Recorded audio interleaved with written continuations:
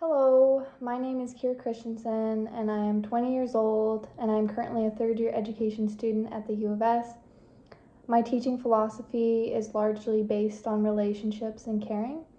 A big part of the reason I went into education is because I have always wanted a job that helps people. If I do nothing else for my students, I want to create a space that is welcoming, non-judgmental, and hopefully makes them inspired to create and express themselves through the arts. I want to be part of the change in regard to the education system. I do not remember much from the art history classes I have taken at the U of S, but when looking at contemporary art, El Anatsui and his works have always stood out to me. He makes extremely large-scale textile-looking sculptures out of recycled goods, such as bottle caps. And in doing so, he gives back to his community by creating a workshop where he employs a tremendous amount of people. He is using his livelihood to provide for his whole community.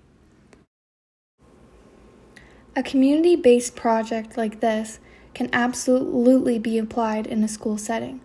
It is so important that we push our students to collaborate with not only their school peers, but all members of the community, such as the elderly, children, people in poverty, Indigenous elders, etc.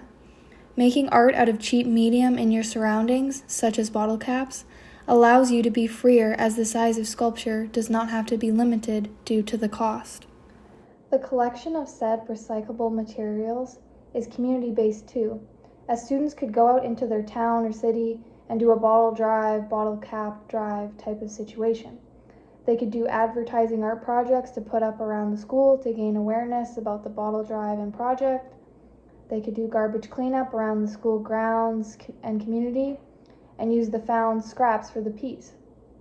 A sculpture project such as this could definitely go beyond school designated class hours, as El Anatsui pays his workers more than any other local industry, and also pays for their continuing education in other universities if they so desire. With enough traction, large-scale sculptures can employ jobs for numerous people.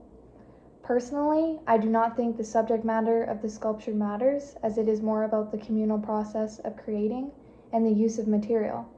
When doing a more large-scale sculpture, each student could be responsible for a certain section of the sculpture and then weave it all together in the end. They could possibly make a woven piece representing the North American continent. As a class, we could invite other grades to come in and assist with either the collection of materials or the actual creation of the sculpture.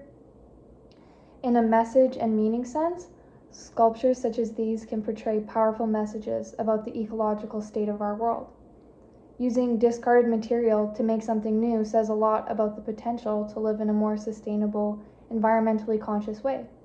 Sculptures could also be made to comment on the state of the world and how humans are affecting the earth globally in harmful ways.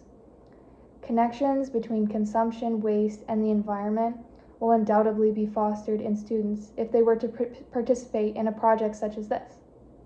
Thank you.